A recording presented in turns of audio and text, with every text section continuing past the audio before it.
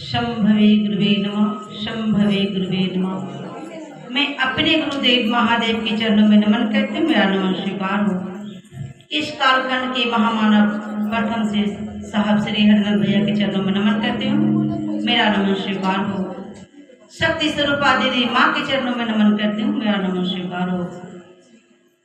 अदृश्य सत्ता को मैं नमन करती हूँ। मेरा नमन स्वीकार हो। नमन हो इस पावन धरती का जो हम लोग अपने गुरु आज गुरु के चरणों में समर्पित हैं।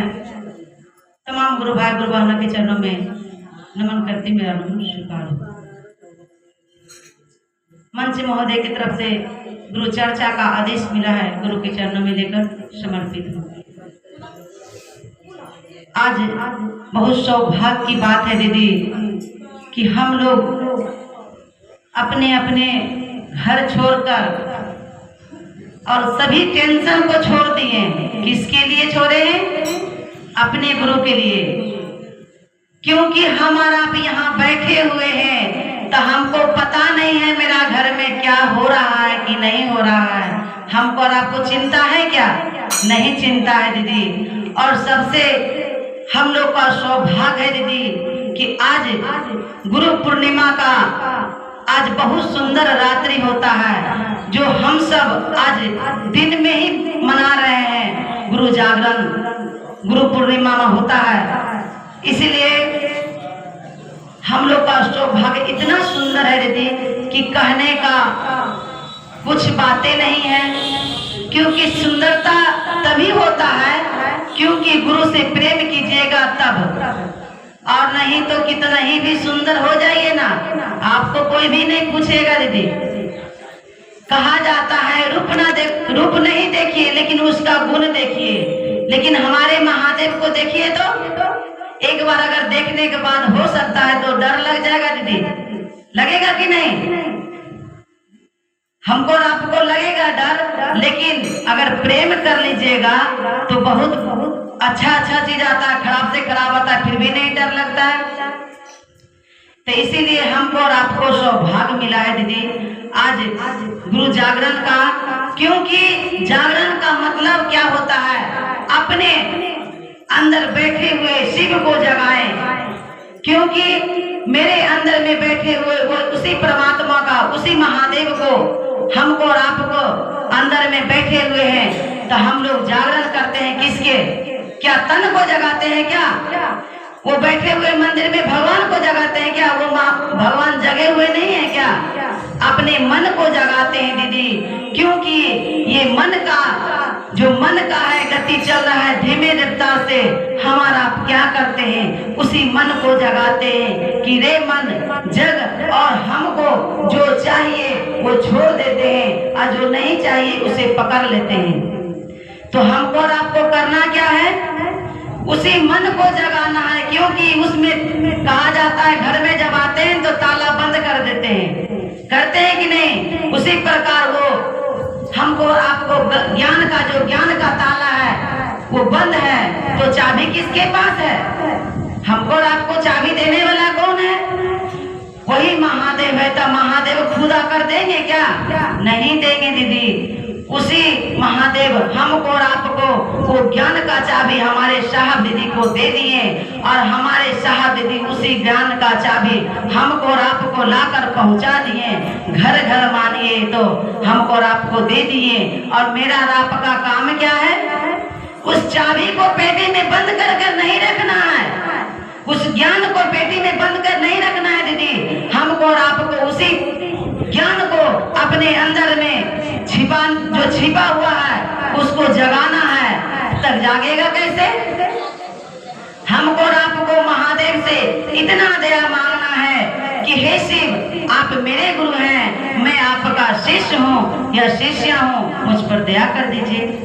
यदि प्रेम होगा तभी दया मांगेगा, और नहीं तो प्रेम होगा नहीं तो दया नहीं मांग पाइएगा।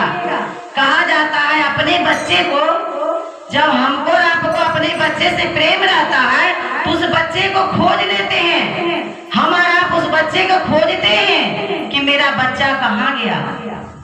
सोचते हैं कि नहीं दीदी? उस बच्चे को सोचते हैं और उस बच्चे को ढूंढ लेते हैं। उसी प्रकार हमको और आपको ये 3 सूत्र मिला है, केवल कहने के लिए नहीं मिला है, करने के लिए मिला है।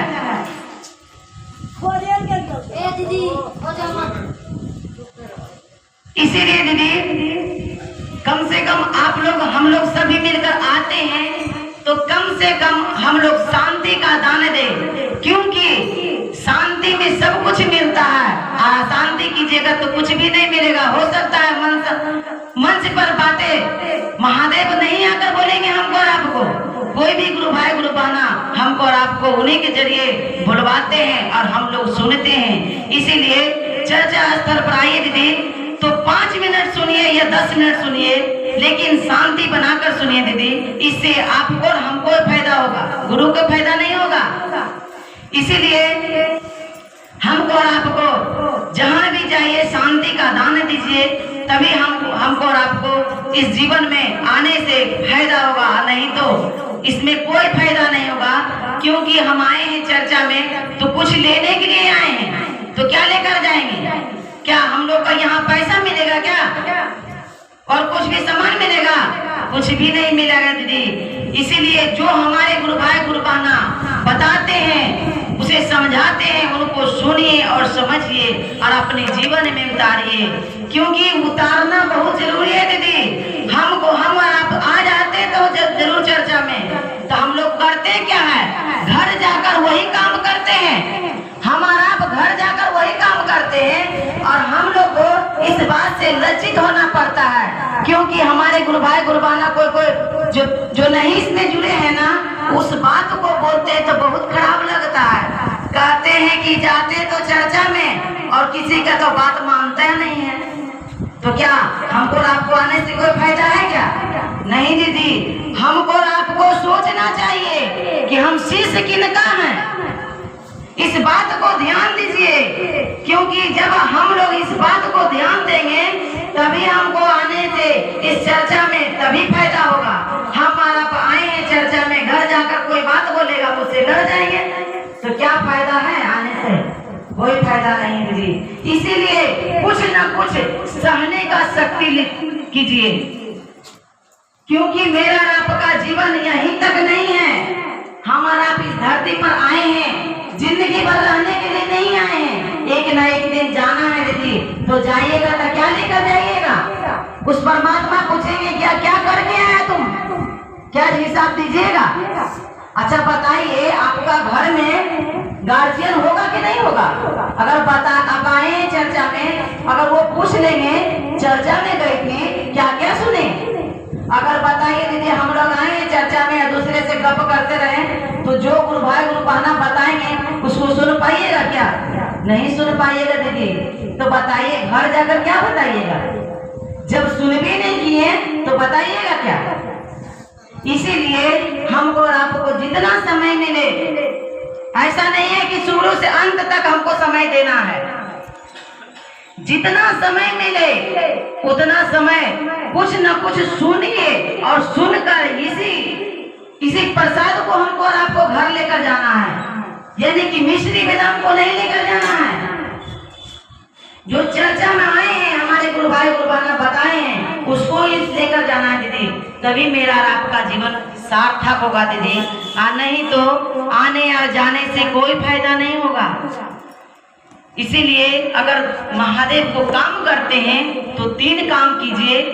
पहला सूत्र में दया मत मांगना भूलिए, क्योंकि पहला सूत्र में दया मांगते हैं कि हे शिव आप मेरे गुरु हैं। मेरे के मतलब जानते हैं कि नहीं जानते हैं? हमारा आप खुद जानते हैं दीदी, ऐसा बात नहीं है कि हमारा आप नहीं जानते हैं।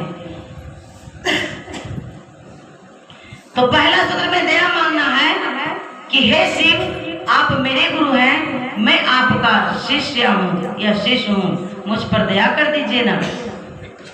बार बार दया मांगने से एक न एक दिन महादेव दया कर देंगे।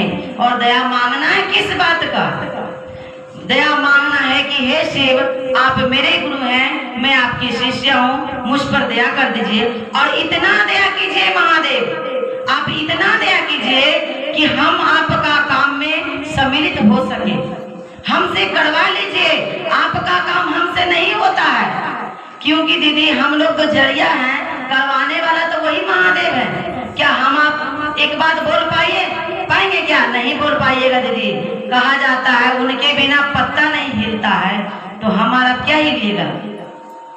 इसीलिए हमको और आपको औकात नहीं है, हमको आपको पावर नहीं है कि किसी अपने महादेव के बारे में किसी को समझा ले, तो नहीं समझा पाइएगा। यदि अगर किसी को जोड़ना है तो महादेव से, उन्हीं महादेव से दया मांगिए कि हे महादेव आप मुझ पर दया करने दीजिए। ये वो ग्रुप कोई व्यक्ति है वो मेरा बात नहीं मान रहा है, आप उनसे उनका मेरा बात मना दीजिए। आपका बात मान ले तो देखिए उनका बात याद करके, महादेव को याद करके, साहब जी को याद करके और उनको समझाने जाइए तो देखिए कैसे समझ जाते हैं। और अपना प्रयास करके थक जाइएगा, फिर भी नहीं समझेंगे। इसीलिए दीदी मेरा और आपका इसमें पावर चलने वाला नहीं है। जो भी चलेगा उसी महादेव का चलेगा, मेरा और आपका कुछ भी नहीं चलेगा दीदी। इसीलिए हमारा आप 3 सूत्र कीजिए। पहला सूत्र में दया मांगना और दूसरा सूत्र में चर्चा करना।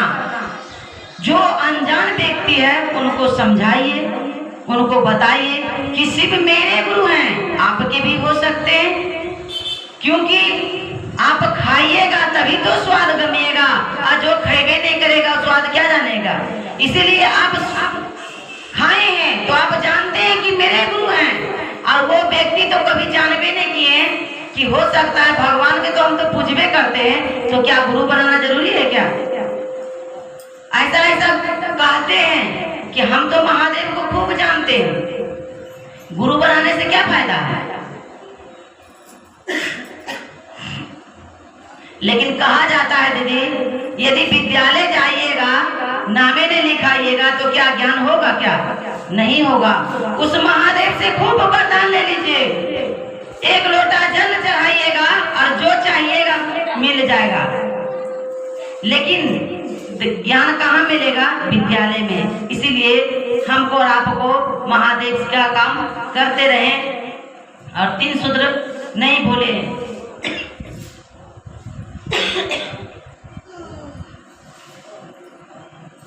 और तीसरा सूत्र में नमः शिवाय के द्वारा अपने गुरु को प्रणाम करें। आए इन्हें वाणी के साथ अपनी वाणी को विराम देते हुए गुरु वचन तमाम गुरु भाई गुरु चरणों प्रणाम करते मेरा प्रणाम।